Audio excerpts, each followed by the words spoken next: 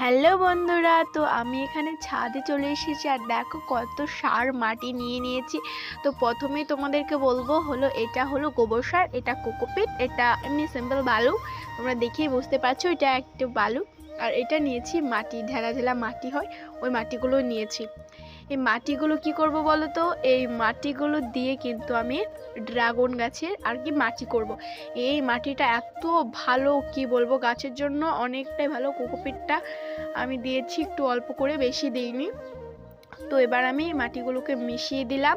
তো এবার একটা টবে আমি একটু নিচের দিকটা একটু ছিদ্র করে নিয়েছি। তারপর কিন্তু এখানে মাটিগুলো সব টবে দিয়ে দিয়েছি। তারপর একটা ড্রাগনের বড় ডালগুলো নিয়ে নিয়েছি, যেই ডালগুলো ফল পেয়েছি, 6 মাস হয়ে গেছে ডালগুলো। তো আমি ওরকম একটা ডাল নিয়েছি, তারপর কিন্তু লাগিয়ে দিয়েছি। দেখতে পাচ্ছ তোমরা, আমি ড্রাগন গাছটা লাগিয়ে দিলাম টবে। তারপর ওপর থেকে একটু করে জল দিয়ে দিলাম।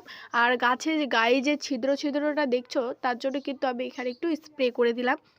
স্প্রে বলতে একটু আর কি লবণ জল গুলে আমি একটু দিচ্ছি।